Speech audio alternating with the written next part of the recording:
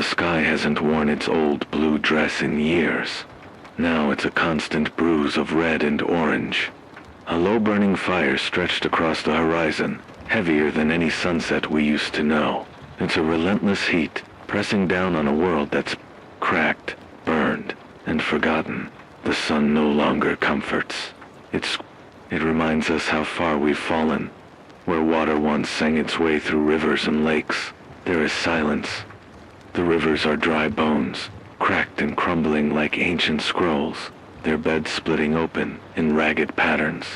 Forests have vanished, replaced by skeletons of trees, blackened by endless wildfires' charred trunks, reaching skyward like desperate fingers. The wind carries dust, but no rain. Dust chokes the air and settles on everything, a gray veil over what remains of the land. Cities are ghosts now. Towers that once scraped the clouds are broken and leaning, glass shattered, steel rusting. Streets that hummed with life are silent, strewn with the detritus of a hurried exodus or violent collapse. Twisted cars, abandoned belongings, faded graffiti. The landmarks we once knew are nothing but rubble and memory. A city square might be buried beneath sand, a highway swallowed by wild brush. Even the names on old maps feel like echoes of a dream we can no longer reach. The world has folded in on itself, shrinking under the weight of all we destroyed. The air smells of dust, decay, and smoke, reminders of the fires that swallowed. Forests whole and cities ablaze. The smell clings to my clothes and my skin, a constant companion in this broken world. Government. That word feels distant now, like something from a fairy tale. The structures of power dissolved long ago under the pressure of chaos. No leaders speak, no laws bind us. What remains are fractured groups, scavengers, survivors, rogue factions, clawing for what's left. Some are violent, desperate, willing to kill over a bottle of water or a scrap of food. Others huddle in small communities, trying to rebuild. Something that looks like trust, like safety. Institutions, schools, hospitals, utilities are ghosts, too. The electricity grid is dead. The hospitals lie in ruins, or have been turned into shelters for the desperate. There is no order, only the raw push of survival. Radios crackle in the static, carrying voices that are few and far between, echoes of others who refuse to be silenced. Some broadcast warnings, others send calls for help, and a rare few share stories, a flicker of humanity reaching across the void. The weather has become a merciless enemy. Weeks bleed into months with no rain. Drought has turned fertile fields into deserts. Crops fail, the soil bleeds dust, and hunger stalks every corner. When storms do come, they arrive as rage incarnate dust, storms that choke the sky, violent winds that tear apart what little shelter we find, flash floods that sweep away the fragile remnants of life. The temperature swings wildly. Days burn with unbearable heat, and nights freeze in bitter cold, reminding us how the climate itself has turned against us. The land itself seems to mourn, bending and breaking under the weight of relentless change. Familiar landscapes have twisted into unfamiliar nightmares. Forests once full of life are silent. Mountains are stripped of their caps. The oceans have risen elsewhere, swallowing coasts and cities. But here is the dry heart of the world, cracked and unforgiving. The people who remain are shadows shaped by hardship. Scavengers sift through ruins, eyes sharp, bodies lean and hardened. Survivor groups move cautiously, wary of raiders and worse, the desperation that turns neighbor against neighbor. Trust is fragile and often broken. Every day is a gamble. Will the wells still hold water? Is that distant shout a friend or a threat? Survival has become an unending test of wits, courage, and luck. Hope feels thin, like the air before a storm, tense and uncertain. We listen for signs, watching the sky, reading the patterns of the wind, clinging to the faintest glimmers of light. But beneath it all is the gnawing anxiety. What comes next? How much more can the earth take? How long before the last spark dies? And yet, amidst this ruin, we keep moving. Some still believe in rebuilding, in finding sanctuary beyond the wastelands. Some cling to memories, to the stories passed down like fragile seeds. Some, like me, hold the radio close, broadcasting into the silence, searching for voices that answer back. The satellites, once our watchful eyes, now whisper to each other in static and fading signals, like ghosts calling across an empty sky. The world we knew is gone. The one that remains is brutal, unforgiving, a test we didn't ask for, but must endure. The ruins are all around, but so is the faint pulse of survival. And as long as that pulse beats, the story isn't finished. Asterisk, I am Elias, just a name now, worn thin by time and loss. Before the world unraveled, I was an engineer, someone who understood signals, machines, and the delicate web that held our lives together. Back then, life was ordinary, mundane, even but steady.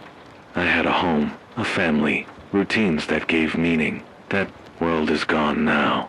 I am little more than a voice drifting through static on an old radio transmitter cobbled together in a battered shack.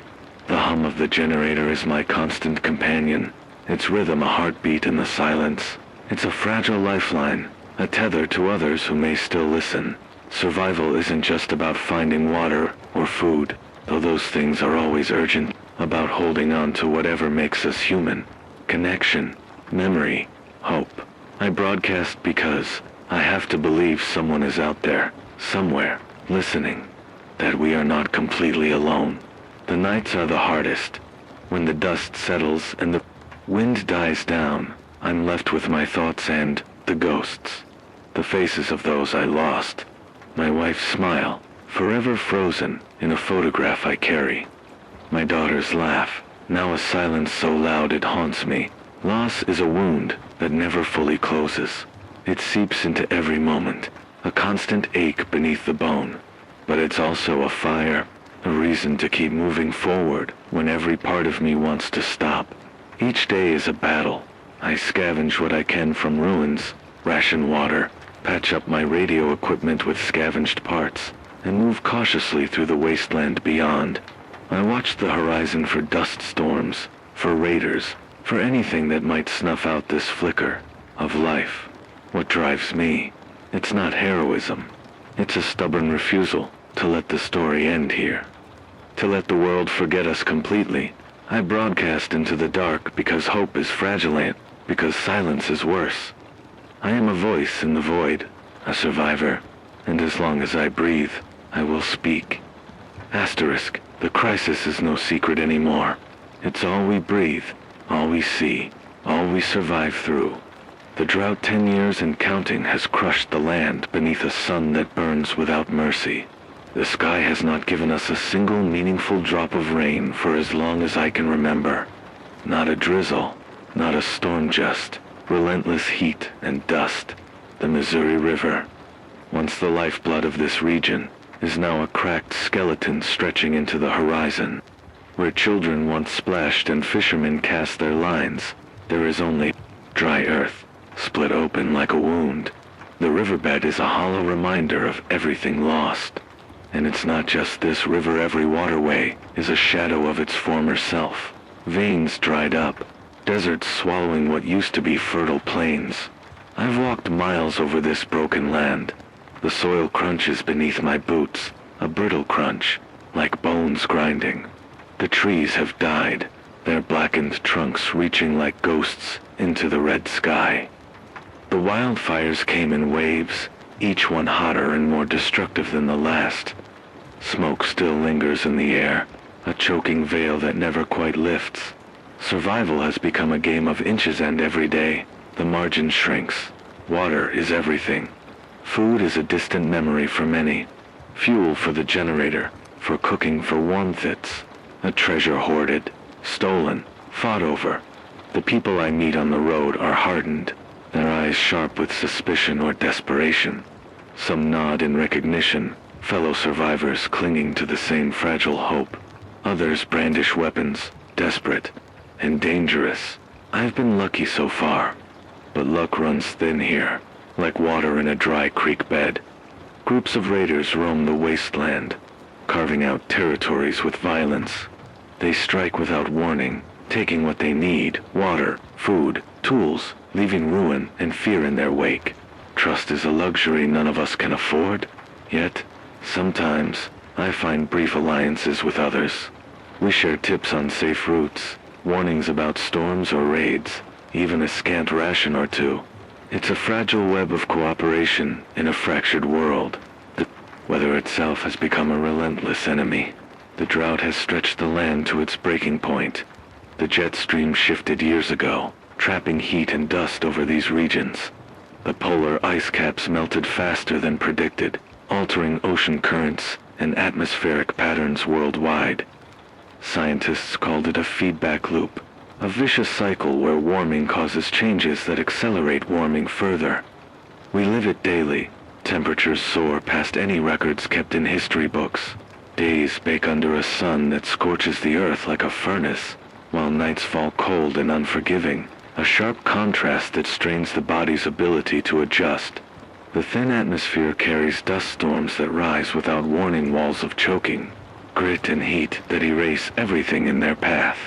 I remember one such storm last month. It came in like a beast, black, thick, suffocating. I barely made it back to my shelter, lungs burning with grit, vision blurred. The generator sputtered as power faltered. In those moments, the world felt like it was ending again and again, each breath a battle. Food is another story of desperation. Crops fail under the relentless sun and parched soil. Gardens wither, and livestock have vanished, either dead or driven off by the chaos. I forage for canned goods in abandoned homes, rationing what little I find like it's gold. Every meal is a calculated risk between sustenance and scarcity. Fuel shortages compound the crisis. Without gasoline, scavenging trips become perilous on foot. The generator I depend on for broadcasting runs on diesel, a dwindling resource I guard fiercely. Each broadcast is a chance to connect, but comes at a cost every minute of power. Draws from my precious reserves. The science behind this disaster is brutal, but clear. The relentless heat is a result of greenhouse gases trapping solar radiation in the atmosphere, a heat trap tightening year after year. The jet stream, a ribbon of fast-moving air high above us, has shifted, lingering longer over our region and baking the earth below. The polar ice that once cooled the planet melts into the seas, raising levels and causing erratic weather everywhere else. Locally, the ecosystem is unraveling. With water scarce, soil erodes. Plants that once thrived are replaced by hardy weeds and dust. Animals either flee or perish. The food chain collapses, and so does the fragile balance humans relied on. Every day brings new challenges. The land offers less, the people grow desperate, and the skies darkened with storms of dust and heat. Still, I broadcast. I explain what I see, what I know. Sharing knowledge might save someone out there. Water filtration methods, rationing tips, shelter building advice. Every detail could mean the difference between life and death. Stay low during dust storms. I tell whoever listens, seal your shelter tight. Boil any water you find contaminated. Wells are common. Always carry a cloth over your mouth and nose. Simple, practical steps in a world gone mad. But practical advice can only stretch so far. The bigger picture looms like a storm on the horizon, an environmental collapse that no amount of preparation can fully stop. And yet, despite the tension, despite the mounting losses, I keep reaching out through the static. Because survival is not just about enduring the crisis, it's about holding on to the hope that somewhere, somehow, life finds a way. Asterisk, the air is thick with dust, choking every breath I take. Each inhalation scratches my lungs raw, leaving a bitter taste of grit and desperation. The sky is a dull orange haze, the sun a dim, unkind eye watching over a world unraveling. Every step forward feels heavier, not just with the weight of my pack, but with the burden of exhaustion and fear that gnaws at my bones.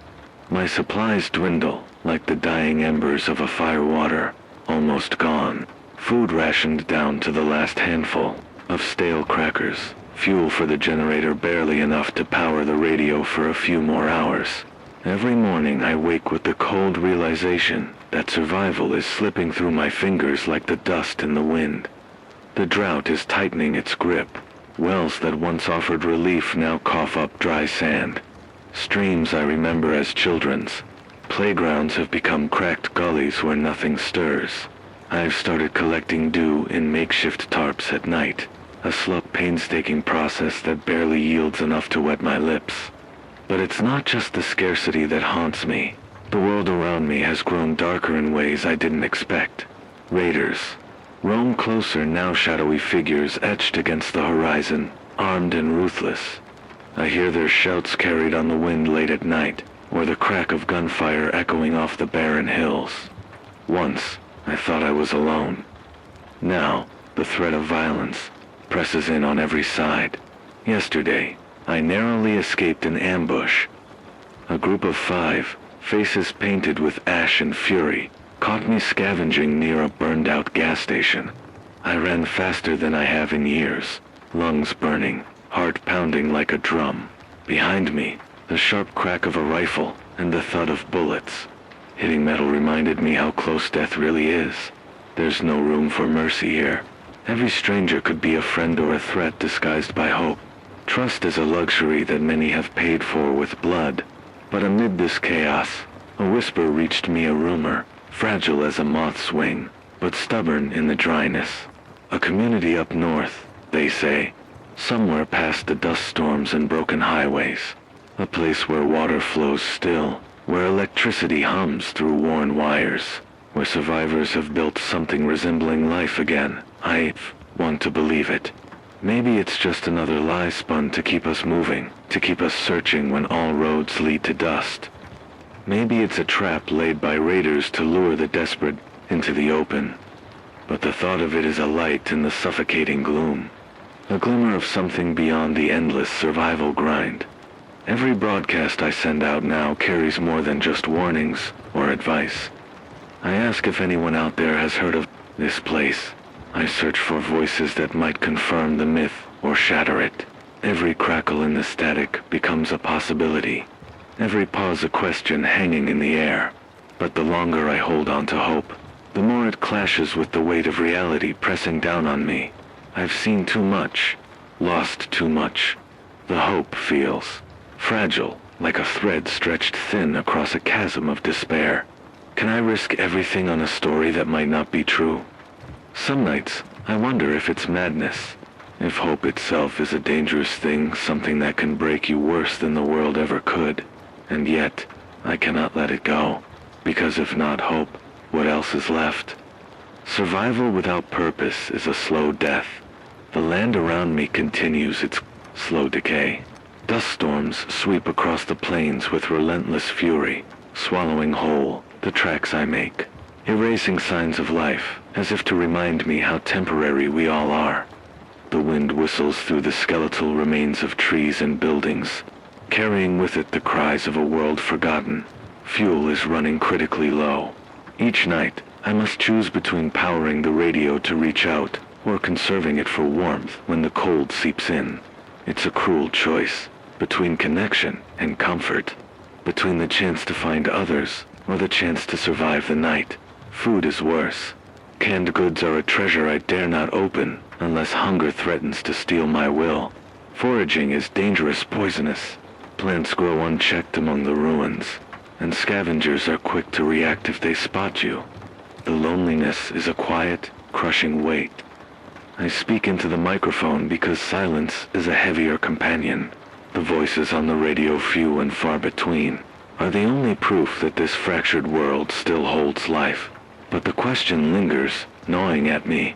Can I trust the rumor? Is this community real?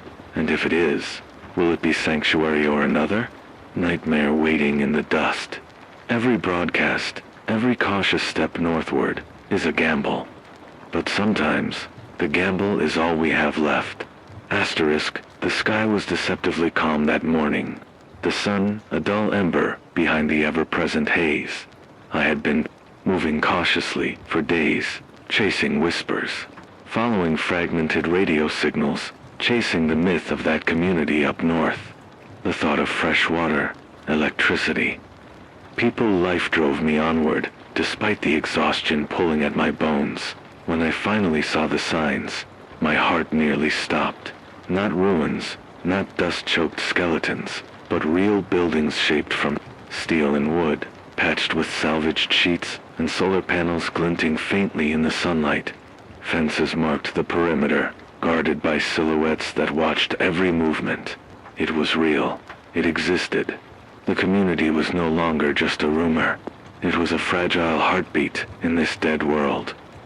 I approached slowly, my hands raised, trying to show I meant no harm. The guards eyed me like a wild animal, tense and ready to strike. But after what felt like hours, a door creaked open. A woman stepped out, her face lined with hardship, but her eyes steady and sharp. She introduced herself as Mara.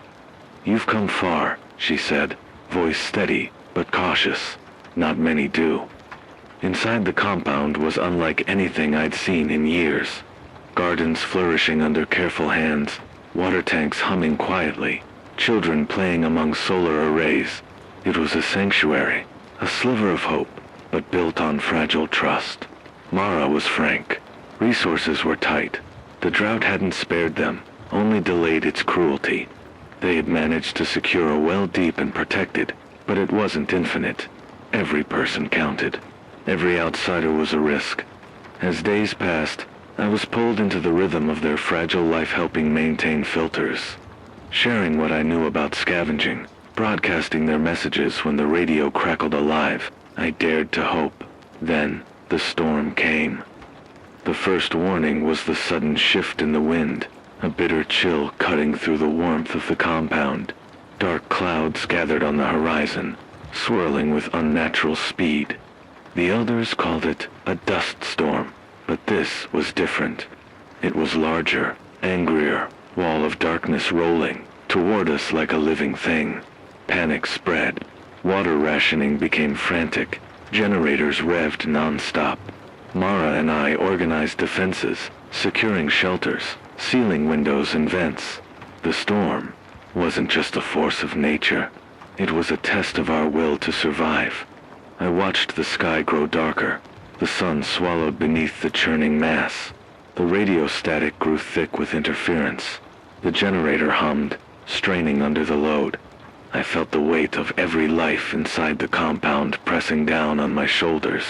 As the storm hit, the world turned to chaos. The winds tore at the walls, carrying grit that filled every crack. Breathing became a struggle, even inside sealed rooms. The lights flickered, the generator sputtered.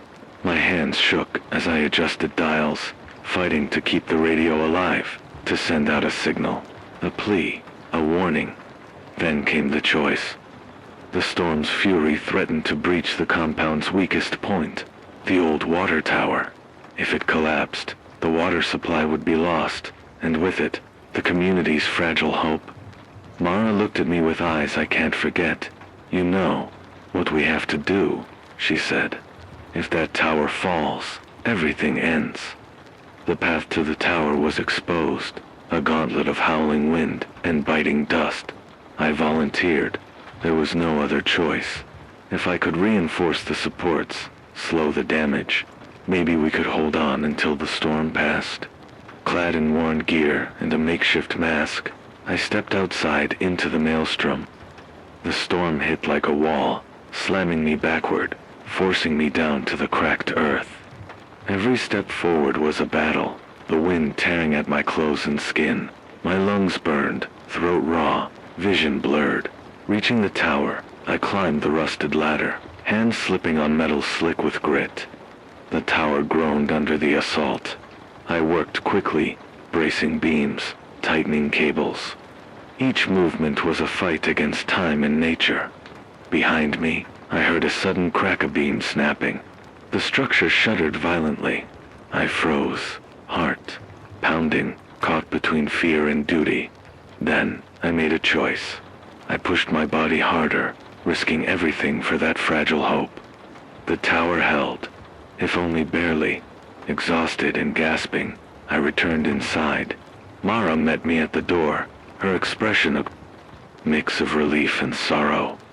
"We held it," she whispered. "For now." In that moment, I felt the full weight of what survival meant, not just enduring the world's collapse, but fighting to preserve the slivers of hope that remain. The storm would pass, but the choices we make now define whether we fall forever into silence. The storm passed. When the first light crept back over the horizon, it revealed a world transformed, not renewed, but changed. The compound was battered, walls cracked and stained with dust, roofs torn in places. The garden beds were buried under layers of grit, and the water tanks were half empty from the frantic use during the night. But the water tower still stood, stubborn against the sky, a testament to the desperate gamble that had kept it alive. I sat at the edge of the compound, breathing in the heavy, dust-laden air. My lungs felt raw, each breath a reminder of the storm's fury. Around me, survivors emerged cautiously from their shelters, faces streaked with grime but alive. The children blinked against the harsh morning light, their small hands clutching at the sleeves of their guardians. There was exhaustion in their eyes, yes, but also relief, a fragile pulse of hope. Hope, it's a word I barely allowed myself before, but here, amidst the wreckage, it whispered like a tentative heartbeat. Not a promise, not a certainty, just a whisper. The crisis hadn't vanished. The land was still cracked, dry, and merciless.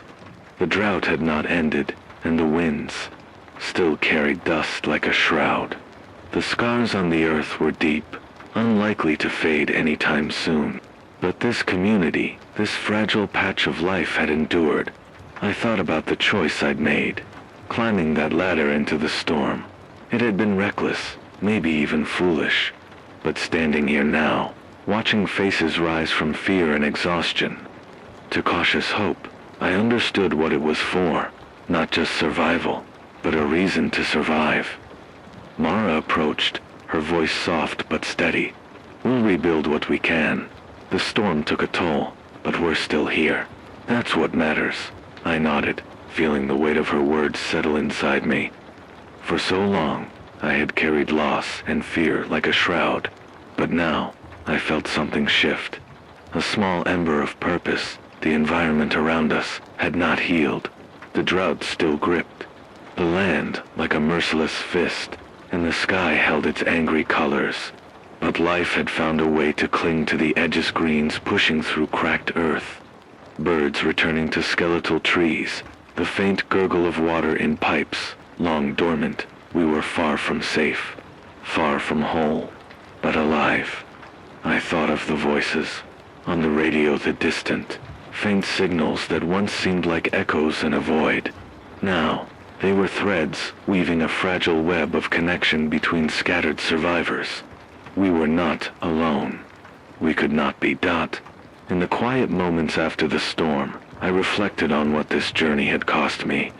The years spent wandering, the losses etched deep into my soul, the hard choices made in the dark.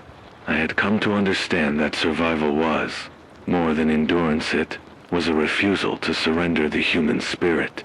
The world around us may never be the same. The rivers may never run full again. The skies may never clear completely.